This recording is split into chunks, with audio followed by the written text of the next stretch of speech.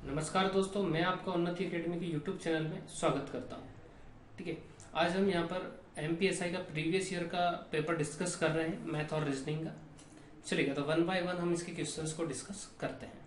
ठीक है, सबसे पहला क्वेश्चन हमारे सामने है। देखिएगा, बहुत ही सिंपल सिंपल क्वेश्चंस आए हैं, बहुत ज़्यादा डिफिकल्ट नहीं है। बस एग्जाम में जनरली क्या होता है, थोड़ा सा प्रेशर होता है, उस कारण से हमें ईजी क्वेश्चन भी थोड़ा सा डिफिकल्ट लगते हैं। ठीक है, देखिए क्वेश्चन के अंदर क्या बोला गया है कि दो संख्याओं का अनुपात जो है वो है 5:8 और उनका जो अंतर है वो 48 है। तो छोटी संख्या बताइए। ठीक है, तो दो संख्याओं का अंतर हमें 48 दे रखा है और जो रेशियो है वो 5:8 दे रखा है। तो मैं इन दोनों का अगर डिफरेंस निकालता हूँ रेशियो का, तो कितना निकल कर आएगा। अगर मैं 8x में से 5x को लेस करता हूँ तो निकल कर आएगा 3x। 3x इजिकल टू कितना हो जाएगा मेरा 48 हो जाएगा।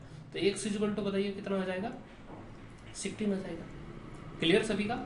ठीक है, अब x की वैल्यू हमारी 16 निकल कर आ गई। यहाँ पर आगे फिर क्वेश्चन के अंदर बोला गया है कि छोटी संख्या ज्ञात कीजिए। तो छोटी संख्या मेरे को बताइए क्या होगी। ऑब्वियसली 5x हमारी छोटी संख्या होगी यहाँ पर। ठीक है, तो 5 और इसमें x की वैल्यू कितनी होगी 16 हो गई। 16 5 से कितना हो गया 80 हो गया और आंसर कितना होगा हमारा 80। क्लियर। तो इस तरह से बहुत ही सिंपल सिंपल से क्वेश्चन हैं और इजीली हमें सॉल्व करना है। अब नेक्स्ट क्वेश्चन की तरफ हम बढ़ते हैं। देखिए, अभी हमारा प्रॉफिट लॉस टॉपिक का क्वेश्चन है।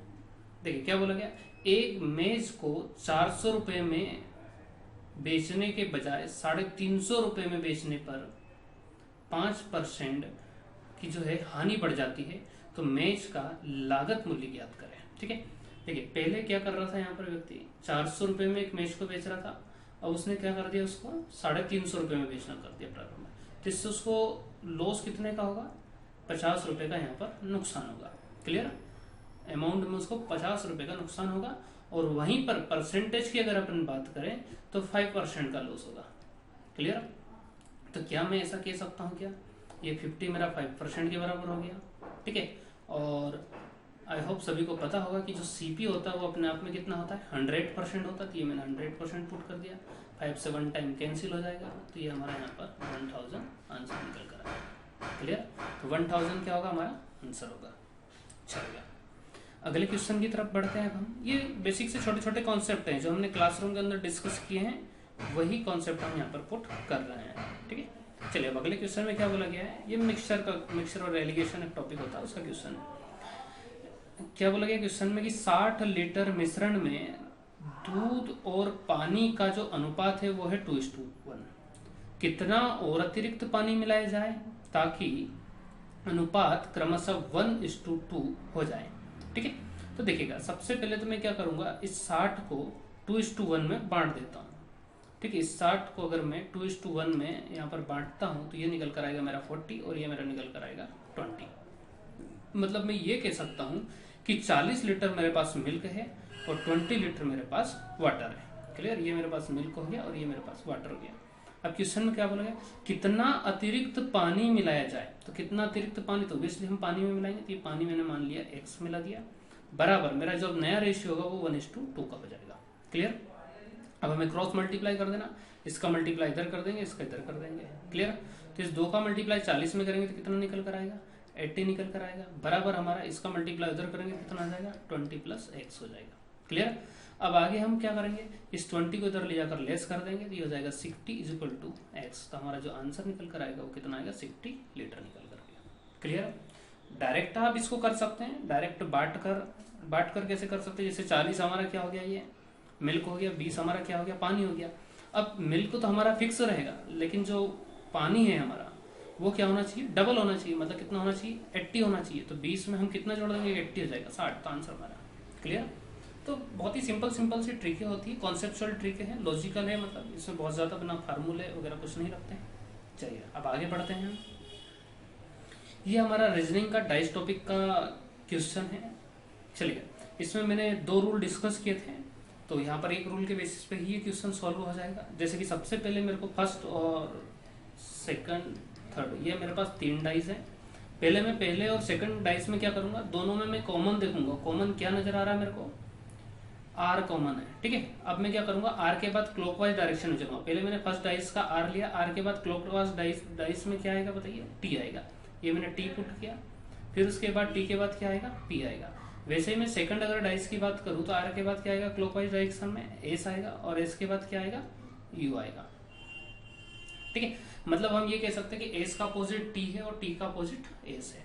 ठीक है, वैसे ही पी का अपोजिट यू है और यू का अपोजिट पी है। ठीक है, अब हम क्या करेंगे, यहाँ पर सेकंड और थर्ड डाइस को लेंगे। सेकंड और थर्ड डाइस की अगर मैं बात करूं तो यहाँ पर दोनों में कॉमन क्या हो गया, यहाँ पर हमारा यू कॉमन हो गया। ठीक है, अब देखिएगा, अब सेकंड वाले डाइस से मैंने यू लिया, यू के बाद मेरा क्लॉकवाइज डायरेक्शन में आगे बढ़ूंगा तो क्या आएगा, आर। वैसे ही आर के बाद मैं क्लॉकवाइज डायरेक्शन में आगे बढ़ूंगा तो क्या आएगा, एस। ठीक है, ऐसे ही यहाँ पर मैं यू लूंगा, यू के बाद क्या आएगा बताइएगा, क्यू, और क्यू के बाद क्या आएगा, क्वेश्चन मार्क आएगा। क्लियर, यहाँ पे हमें पता है कि एस का जो अपोजिट होता है वो टी होता है, तो यहाँ भी मेरे को बताइए एस का अपोजिट क्या होगा, ऑब्वियसली टी होगा, तो आंसर क्या हो गया हमारा, टी हो गया। ठीक है, चलिए अब आगे बढ़ते हैं। अब अगला क्वेश्चन ये हमारा सिंपल इंटरेस्ट मैथ का क्वेश्चन है। देखिएगा, बहुत ही सिंपल सिंपल से क्वेश्चन है, बहुत ज्यादा डिफिकल्ट नहीं कह सकते। यही क्वेश्चन जब एग्जाम के अंदर आता है डिफिकल्ट लगता है हमें। किसी राशि पर 4 वर्षों का साधारण ब्याज सिंपल इंटरेस्ट उस राशि का 1/5 है, तो ब्याज दर है। मान लीजिए सपोज मैंने 1000 रुपए यहाँ पर वो राशि मान ली। ठीक है, इस 1000 का 1/5 की अगर मैं बात करूं तो मेरा निकल कर आएगा 200। ये 200 क्या हो गया, सिंपल इंटरेस्ट हो गया। ठीक है, और ये 4 साल का, तो मैंने इसको 4 से डिवाइड कर दिया तो मेरा निकल कर आएगा 50। मतलब 1 वर्ष का जो ब्याज है वो कितना निकल कर आया, 50 निकल कर आया। 50 रुपए का जो ब्याज है वो मैंने 1000 रुपए के ऊपर कमाया है, मल्टीप्लाई बाय मैं 100 कर दूंगा तो क्या निकल कर आ जाएगा, परसेंटेज निकल कर आ जाएगा। ये हो गया मेरा 5%। Clear answer. ठीक है, तो बहुत ही सिंपल है। अब यहाँ पर आप वो पीआरटी वाला जो फार्मूला होता है SI = PRT 100 उसको पुट करें, लॉन्ग टर्म भी कर सकते हैं, डायरेक्ट अगर आपका कॉन्सेप्ट क्लियर है तो आप इजीली भी उसको सॉल्व कर सकते हैं। चलिएगा नेक्स्ट क्वेश्चन की तरफ हम बढ़ते हैं। देखिए, अब अगले क्वेश्चन में ये हमारा एज रिलेशन का क्वेश्चन है। क्वेश्चन में क्या बोला गया है, 5 वर्ष पहले। ठीक है, मैं डायरेक्ट क्वेश्चन को सॉल्व करता जाता हूँ। यहाँ पर बोला गया है 5 वर्ष पहले, तो मैंने पहले लिखा 5 वर्ष पहले। ठीक है, बाली, एक को मान लिया हमने, एक का बाली दे रखा और दूसरी है गीता। ठीक है, बाली और गीता की आयु क्रमशः 3:4 के अनुपात में थी। ठीक है, 5 वर्ष पहले बाली और गीता की जो आयु का अनुपात था वो था 3:4 का रेशियो था। आगे क्या बोला गया, 10 वर्ष बाद, तो ये मैं यहाँ पर ले लेता हूँ 10 वर्ष बाद।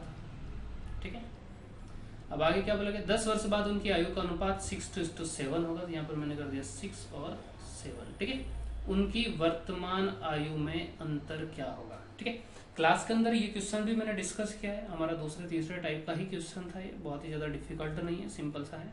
देखिएगा क्या डिस्कस किया था हमने कि 7 का मल्टीप्लाई 3 में करेंगे, 7 का 3 में क्या कितना हो गया, सबसे पहले इधर का मल्टीप्लाई इधर करेंगे तो ये हो गया हमारा 21x माइनस 6 का इसमें क्या कितना हो गया 24x इज इक्वल टू, इन दोनों का सम करेंगे 5 और 10 कितना हो गया 15, इन दोनों का डिफरेंस कितना हो गया 7 में से 6 गया तो 1 का 15 मल्टीप्लाई करेंगे तो कितना होगा 15 हो जाएगा। क्लियर, हमें प्लस माइनस को इग्नोर करना है। 24 में से 21 गया तो कितना आ गया 3x इज इक्वल टू कितना हो गया हमारा 15 हो गया। क्लियर, तो x बराबर हमारा यहाँ पर कितना निकल कर आएगा 5। क्लियर, अब देखिएगा अगर मैं 5 वर्ष पहले की बात करूं तो 5 वर्ष पहले कितना हो गया हमारा ये 3x है और ये 4x है। ठीक है, 3 और 4 रेशियो दे रखा है, तो यहाँ पर इन दोनों का जो डिफरेंस होगा वो होगा हमारा x, और x की वैल्यू कितनी आई है हमें यहाँ पर 5 आई है। ठीक है, अब देखिएगा एक बात मैंने आपको बताया भी था और अगेन बता देता हूँ कि जो डिफरेंस होता है वो सभी वर्ष का समान होता है। मान लीजिए एक व्यक्ति की एज है 10 साल और दूसरे की है 15 साल, तो आज का जो उनका डिफरेंस है वो कितना है 5 साल का है। अगर मैं 5 साल बाद की बात करता हूँ तो एक की एज 15 साल हो जाएगी और दूसरे की एज 20 साल हो जाएगी, तो फिर भी उनका जो अंतर होगा वो कितना होगा 5 होगा। तो जो हमेशा दो व्यक्तियों की आयु का अंतर होता है वो हमेशा क्या होता है समान होता है, तो इसलिए हमारा आंसर यहाँ पर क्या होगा 5 होगा। हमें वर्तमान पूछा है तो वर्तमान में भी आंसर क्या होगा 5। 5 वर्ष पहले भी क्या होगा अंतर 5, 10 वर्ष बाद भी अंतर क्या होगा 5। क्लियर, चलिए ये रीजनिंग का क्वेश्चन है हमारा। निम्नलिखित विकल्पों में से वह शब्द चुनिए जो प्रश्न में दिए गए शब्दों के अक्षरों का प्रयोग करके नहीं बनाया जा सकता। ठीक है, तो यहाँ पर ध्यान देना आपको, कभी बनाने का बोल सकता है और कभी नहीं बनाने का बोलता है। ठीक है, यहाँ पर नहीं बनाने का बोला है, तब हम देखेंगे सबसे पहले हमारे पास कौन सा शब्द दे रखा है ये PRON। ठीक है, प्रोनाउंसमेंट हमें यहाँ पर गिवन है। अब इसमें हमें देखना है कि ये क्या P से P बिल्कुल बन सकता है। अब A देखते हैं, A यहाँ पर आ सकता है क्या? A नहीं है कहीं भी यहाँ पर, तो यहाँ पर A नहीं आ सकता, मतलब यही हमारा क्या हो जाएगा? आंसर हो जाएगा, क्योंकि हम इस वर्ड से इस वर्ड को नहीं बना सकते। नाउन की अगर मैं बात करूं तो नाउन है, एज इट इज नाउन यहाँ पर आ गया। ये सीमेंट है, ये सीमेंट भी एज इट इज आ गया। माउंट की बात करें तो माउंट भी MOUNT, माउंट भी आ गया। ठीक है, तो जो करेक्ट हमारा आंसर होगा वो पहला वाला। क्लियर? चलिए अब हम आगे बढ़ते हैं। नेक्स्ट क्वेश्चन देखिए। अब अगले क्वेश्चन ये हमारा सिटिंग अरेंजमेंट रीजनिंग का टॉपिक का क्वेश्चन है। बहुत ही सिंपल होता है, ज़्यादा डिफिकल्ट नहीं है ये भी। देखिए, 6 व्यक्ति PQRST और U एक व्रत में बैठे हैं। ठीक है, सिटिंग अरेंजमेंट का क्वेश्चन है। तथा आमने सामने एक दूसरे की ओर मुख करके बैठे हैं। PQ के सामने बैठा है, QT के दाएं बैठा है तथा R के बाएं बैठा है, PU के बाएं तथा S के दाएं बैठा है। सबसे पहले हम यहाँ पर एक सर्कल बनाएंगे। अब इसमें हम 6 सदस्यों को बनाएंगे। एक, सभी आमने सामने मुख कर कर बैठे हैं।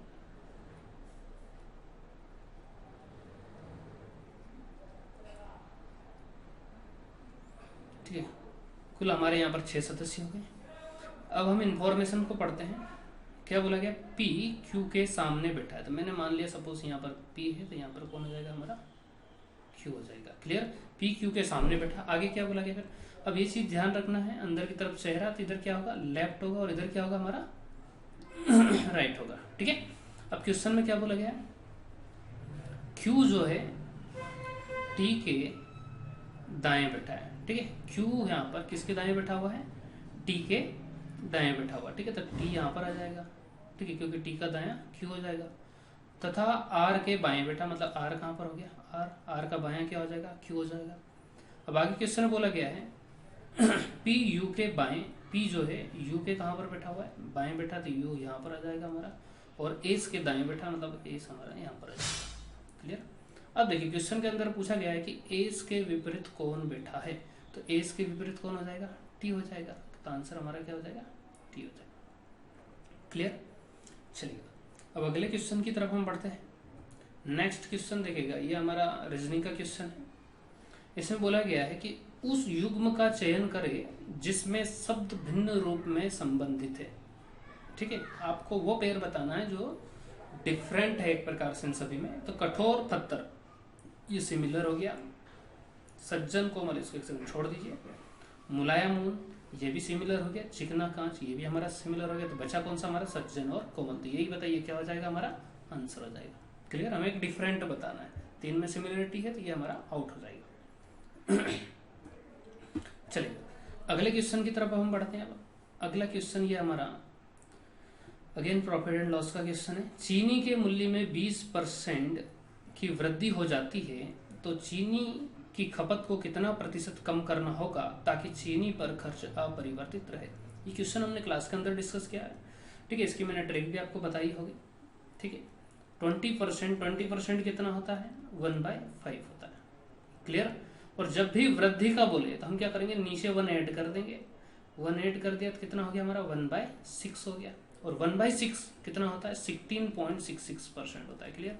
और ये हमारा क्या हो जाएगा? आंसर हो जाएगा। इस क्वेश्चन को क्लासरूम के अंदर मैंने 3 प्रकार से बताया था। परसेंटेज वाली एक तो हमारी नॉर्मल ट्रिक होती है, दूसरी फिर एक मैंने नॉर्मल परसेंटेज बढ़ाकर बताया था, और तीसरा ये शॉर्ट ट्रिक बताई थी मैंने। ठीक है, तो आपको इसी को अप्लाई करना है, क्योंकि इससे बहुत फास्ट कैलकुलेशन हम कर सकते हैं।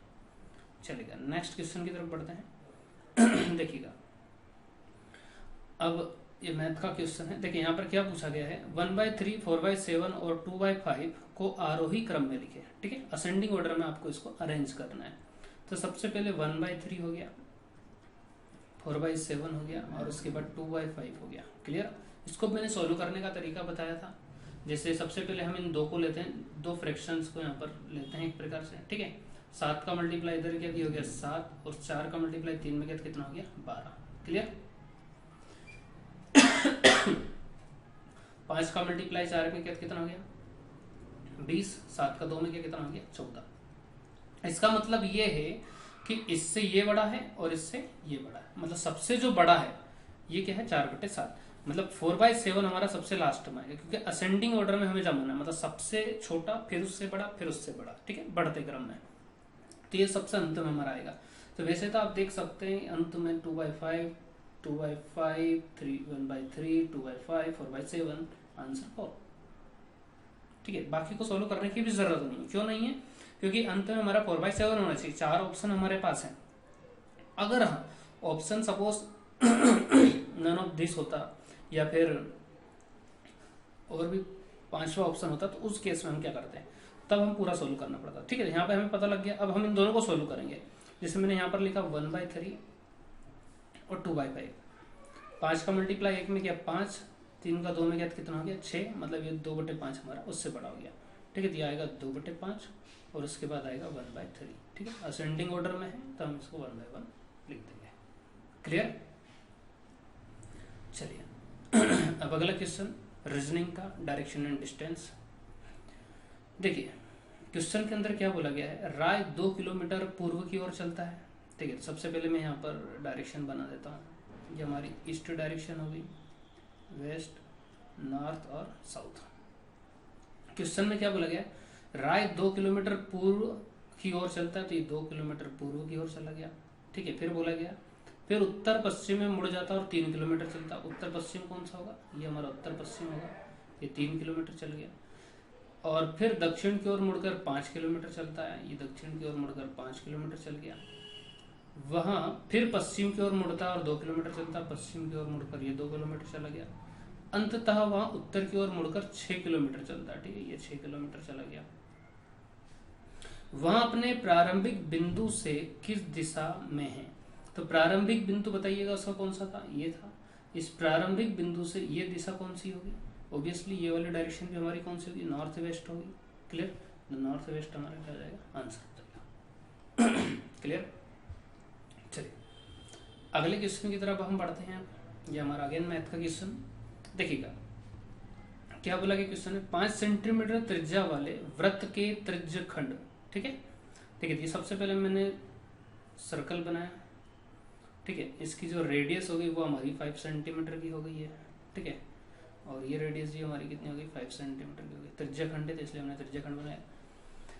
जो 3.5 सेंटीमीटर लंबाई वाले चाप द्वारा निर्मित किया गया है, मतलब ये हमारा जो आर्क है, जो हमारा चाप है, ये कितना है हमारा 3.5 है। क्लियर? क्वेश्चन में क्या पूछा गया है, त्रिज्य खंड का क्षेत्रफल ज्ञात करें।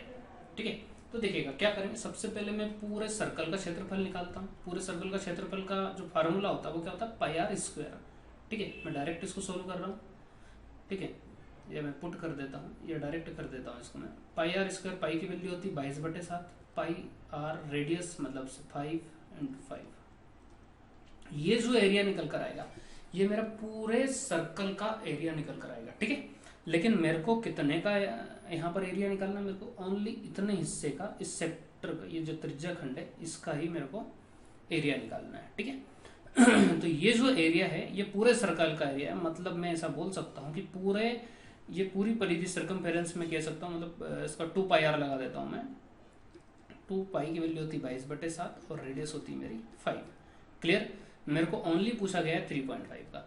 इसका मतलब होता है सर्कमफेरेंस, परिधि, पूरी परिधि, लेकिन मेरे को इतनी परिधि वाले हिस्से का क्या निकाल कर लाना है, क्षेत्रफल निकालना। ठीक है, तो उससे मैंने इसको मल्टीप्लाई कर दिया।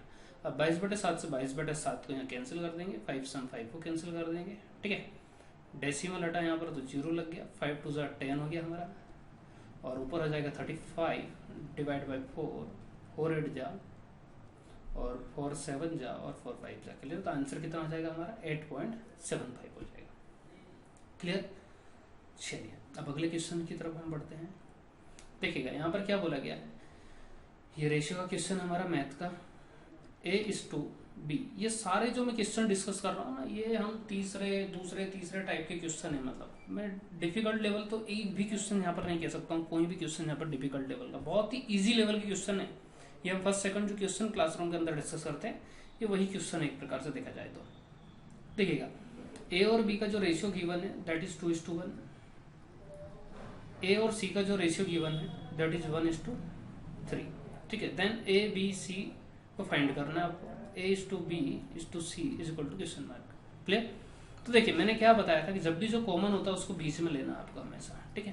तो ये मैंने सपोज इसको लिखा BAC, बी का जो रेशियो हो गया वो हो गया 1, ए का जो रेशियो हो गया दैट इज 2, यहाँ पर ए और सी का जो रेशियो वो है 1:3।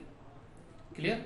ये ट्रिक हमने डिस्कस की थी, मैं उसको डायरेक्ट फॉलो कर रहा हूँ। सबसे पहले एक का एक में मल्टीप्लाई करेंगे तो 1, 2 1 जा 2, 2 1 जा हमारा 2 हो जाएगा, ठीक है। और 3 का इससे मल्टीप्लाई करेंगे 3 2 जा 6, तो ये हमारा रेशियो हो गया एक प्रकार से। अब ऐसा नहीं कि देखते से ये आंसर को कर देना पुट, हमें चाहिए A:B:C का रेशियो। तो ए का रेशियो यहाँ पर कितना दे रखा है 2, तो 2 हो गया, बी का हो गया 1 और सी का हो गया 6। आंसर होगा 2:1:6, तो करेक्ट आंसर होगा हमारा थर्ड नंबर का। क्लियर?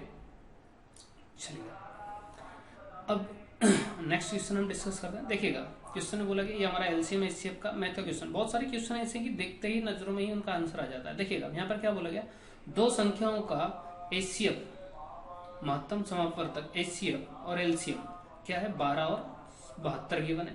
यदि दोनों संख्याओं का योग 60 है तो दोनों संख्याओं में से एक संख्या होगी, आपको एक नंबर यहाँ पर बताना है।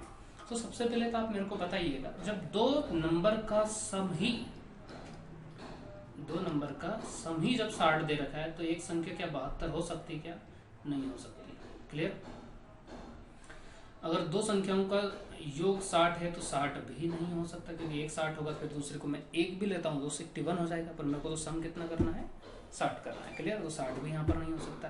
अब हम कंफ्यूज हैं 24 और 12 के अंदर, तो मैं सपोज 12 मान के चलता हूँ। अगर मैंने एक संख्या को 12 माना तो दूसरी कितनी हो जाएगी 48 हो जाएगी। क्लियर? 12 और 48 का अगर मैं एचसीएफ की बात करूं तो 72 होगा क्या? नहीं होगा, 72 से तो ज्यादा होगा 12 और 48 का एलसीएम, ठीक है। क्योंकि मेरा एलसीएम क्या होना चाहिए, एचसीएफ मेरा 12 होना चाहिए और साथ ही साथ मेरा एलसीएम जो है वो कितना होना चाहिए 72 होना चाहिए। तो देखिएगा यहाँ पर 48 और 12 का अगर मैं एचसीएफ निकालूंगा तो ऑब्वियसली 72 से तो ज्यादा होगा, तो ये भी हमारा आंसर नहीं हो सकता। तो बचा अब हमारा आंसर 24 है, 24 हमारा करेक्ट आंसर हो जाएगा। ठीक है, ये तो हमने नॉकआउट कर दिया, ठीक है।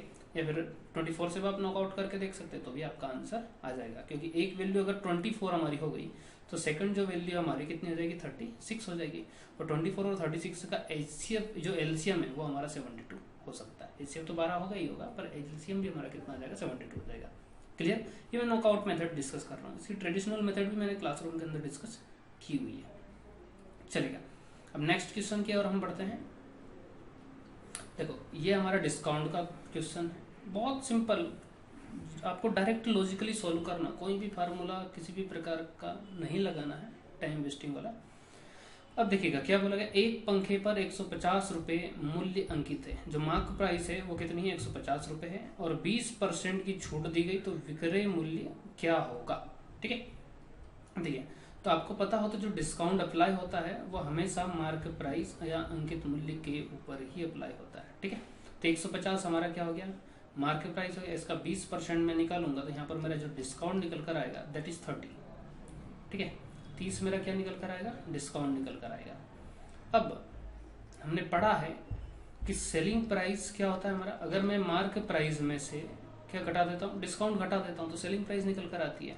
तो मार्क प्राइस कितना था हमारा 150, डिस्काउंट कितना हो गया 30 हो गया, तो सेलिंग प्राइस कितना होगा 120 होगा। क्लियर? करेक्ट आंसर कितना होगा हमारा 120 होगा। क्लियर? चलिए, और भी किसी प्रकार का अगर डाउट है तो आप नीचे कमेंट कर सकते हैं। ठीक है, चलिए अब अगला क्वेश्चन हम डिस्कस करते हैं। देखिए क्या बोला गया, एक व्यक्ति 2000 रुपये 5% वार्षिक चक्रवृद्धि ब्याज की दर से निवेश करता है, 3 वर्ष बाद उसे कुल कितना धन मिलेगा।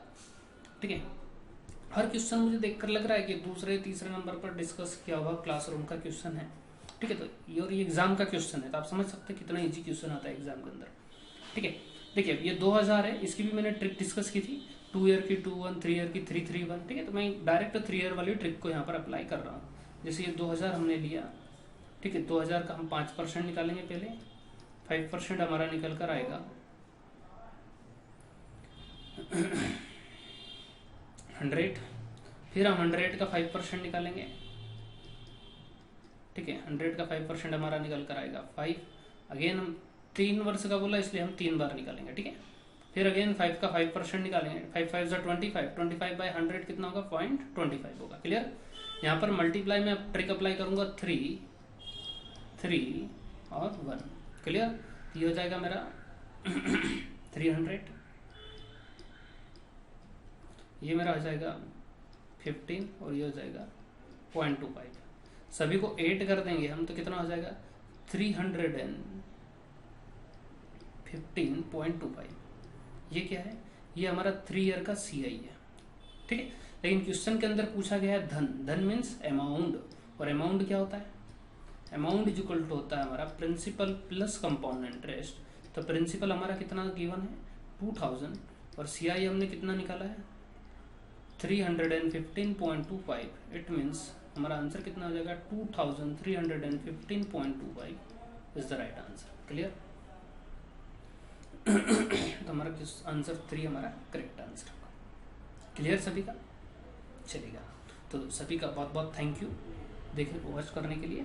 चलिए इसका आगे का जो अगले क्वेश्चंस पेपर है और भी मैं धीरे धीरे यहाँ पर अपलोड करता रहूँगा। बाकी आप हमारे ज़्यादा से ज़्यादा